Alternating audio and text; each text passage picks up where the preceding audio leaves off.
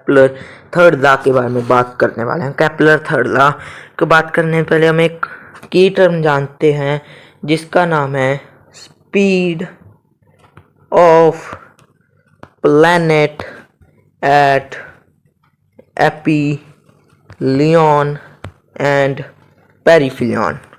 तो speed of planet at aphelion and perihelion, तो हमने पिछली वीडियो में देखा था कि जो प्लैनेट्स है वो इलिप्टिकल ऑर्बिट में घूमते हैं। सो सन एक फोकस पर होता है। सो सन इस फोकस पर है सन, और यहाँ से और ये प्लैनेट है वो वहाँ से चला, ये हो गया ये हो गया पेरिफिलियन एपिलियन। सो ये ऐसे चलेगा, यहाँ पर ऐसे चलेगा विद 90 डिग्री एंगल, ये 90 डिग्री का एंगल बनाएगा यहाँ पर। तो इसको मैं कह देता हूँ V1, इसको कह देता हूँ मैं V2, इस सारे डिस्टेंस को कहता हूँ मैं R1, इसको कह देता हूँ मैं R2। हमें पता है यहाँ की स्पीड बढ़ होगी, यहाँ की स्पीड कम होगी। तो हमने पिछली वीडियो में R1 और R2 निकाला सीखा था।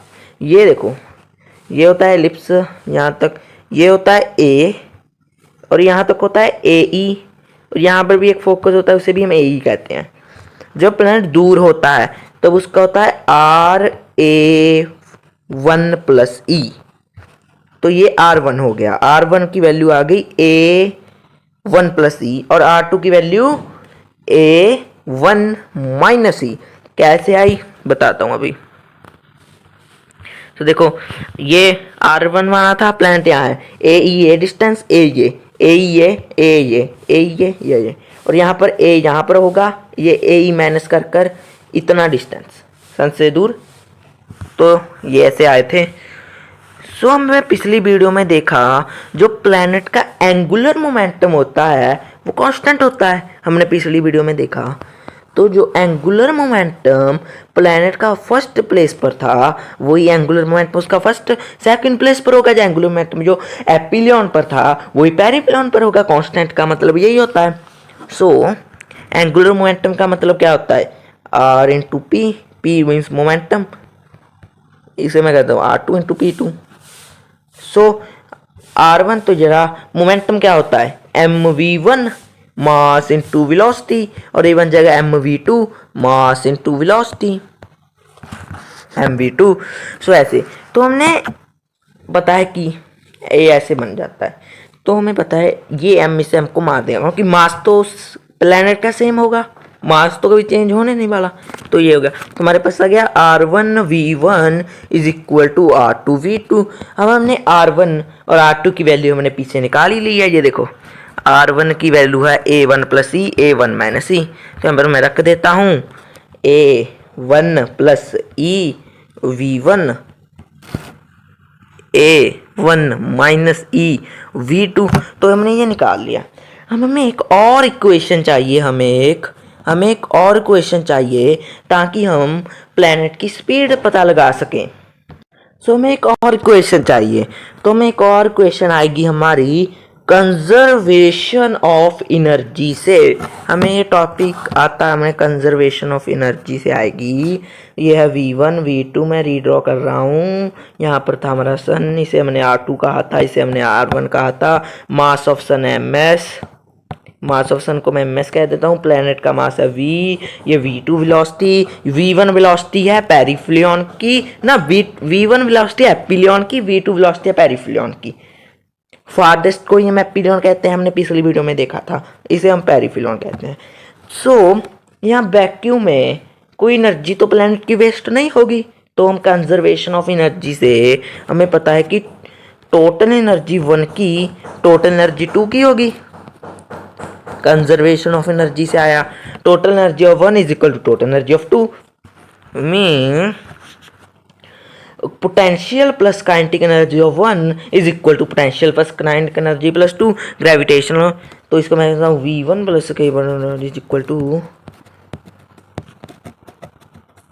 K2 kinetic energy potential energy. तो यहाँ पर मैं फॉर्मूला रख देता हूँ। इसका फॉर्मूला होता है G mass of sun upon में मास ऑफ प्लैनेट अपॉन में R1 plus half M B one का square is equal to G M S M R two plus half M B two का square.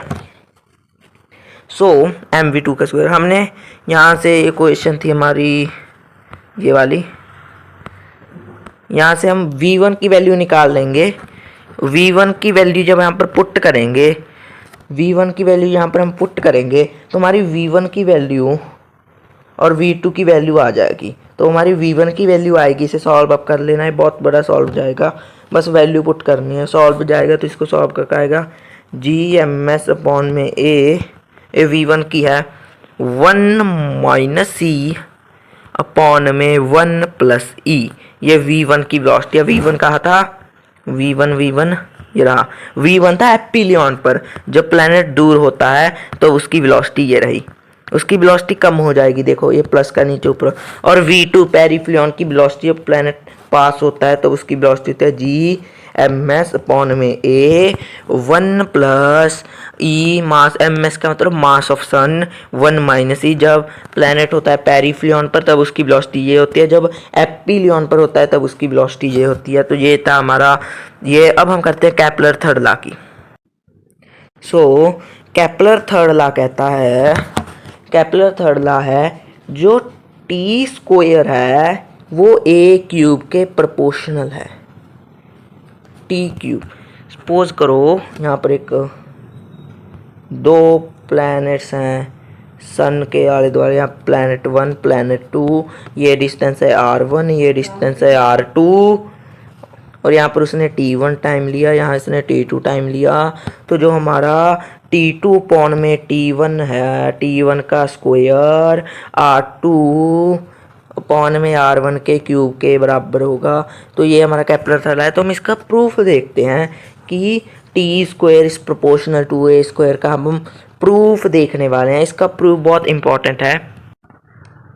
तो इसका proof, ये एक planet है जा रहा है यहाँ से 90 डिग्री के एंगल पर v1 वेलोसिटी से, प्लैनेट ये रहा सन। सो हमने पिछली वीडियो में सेकंड लॉ पर डेरिवेट किया था, प्रूफ देखा था कि डी ए अपॉन में D T is equal to L upon में 2m इज इक्वल कॉन्स्टेंट होता है, हमने ये निकाला था। तो ये प्लैनेट अब पूरा सर्कल करेगा तो उसका जो टाइम होगा हम उसको कह देते हैं टी, और जो एरिया कवर करेगा वो एलिप्स का एरिया, और एलिप्स का एरिया होता है पाए ए बी, ये एलिप्स का एरिया होता है। सो हमारे पास इक्वेशन थी डी ए अपॉन में D T is equal to L upon में 2m। और डी ए तो है pi A B, D T है हमारा टी, और इसको एल अपॉन में 2m। सो ये हो जाएगा। तो angular momentum pi is equal to V upon में टी, ये हमने पिछली वीडियो में देखा था, इसकी वैल्यू होती है r1 mv1 अपॉन में 2 है, पिछली वीडियो से आया था। तो यहाँ से m को काट देगा तो ये ऐसे हो जाएगा, तो ऐसे हो जाएगा। तो पाई ए बी अपॉन में टी r1 अपॉन में 2। तो हमने v1 की वैल्यू जस्ट अभी निकाली थी, तो v1 की वैल्यू हो जाती है हमारी, हमने अब ऊपर अभी v1 की वैल्यू निकाली थी, हमारी v1 की वैल्यू है, ये देखो ये रही हमारी v1 की वैल्यू। तो हमें v1 की वैल्यू को यहाँ पर पुट करना है, v1 की वैल्यू को यहाँ पर हम पुट कर देते हैं। तो G M S 1 minus E upon में ए 1 प्लस ई। सो ये था। तो r1 की वैल्यू भी हम यहाँ पे ऊपर निकाली थी, ये 2 उधर आकर मल्टीप्लाई हो जाएगा, तो 2 पाई ए बी अपॉन में टी, r1 की वैल्यू हो जाती है हमारी a1 प्लस ई। अबे अंडर रूट हटाने के लिए मैं दोनों तरफ स्क्वायरिंग कर देता हूँ, इसका स्क्वायर तो इसका भी स्क्वायर हो जाएगा, इसका भी स्क्वायर हो जाएगा, तो ये अंडर रूट हट जाएगा। M S 1 minus E upon में ए 1 प्लस ई, ये अंडर रूट हट गया। तो यहाँ पर हो जाएगा 4 pi square A square B square upon में टी स्क्वायर, और यहाँ पर is equal to A square 1 plus E square G M S 1 minus E upon में ए 1 प्लस ई स्क्वायर है। तो ये ए स्क्वायर इस ए स्क्वायर को काट देगा, तो हमारे पास आया 4 पाई स्क्वायर। बी स्क्वायर की वैल्यू हमने पिछली वीडियो में निकाली थी, और बी स्क्वायर की वैल्यू होती है वो ए स्क्वायर 1 माइनस ई स्क्वायर होती है। 1 ए स्क्वायर 1 माइनस ई स्क्वायर होती है, ए स्क्वायर 1 माइनस ई स्क्वायर होती है, हमने पिछली वीडियो में निकाली थी। तो यहाँ पर 1 प्लस ई स्क्वायर, इधर जी एम एस 1 अपॉन में ई ए 1 प्लस ई, सो ये 1 प्लस ई, इसने इसको काट दिया, तो हमारे पास आ जाएगा 4 पाई ए स्क्वायर 1 प्लस ई स्क्वायर, मैं इसको ये लिख सकता हूँ। सो हमारे पास इधर आता है 1 प्लस ई जी एम एस 1 माइनस ई, तो ये 1 माइनस ई 1 माइनस ई ये सब कट गए। अब ये सब कट गए, तो ये सब कट गए।